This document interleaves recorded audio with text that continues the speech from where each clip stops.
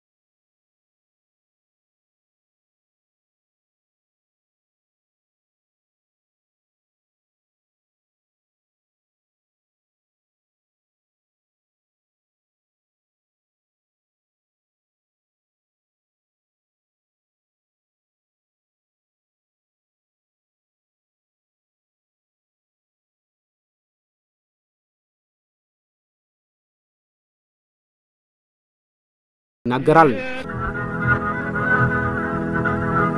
ሌላዋ በአርበኝነት ታሪክ ውስጥ ስማቸው ተጽፎ የምናገኘው ወይዘሮ እጅጋየሁ ያለውን ነው።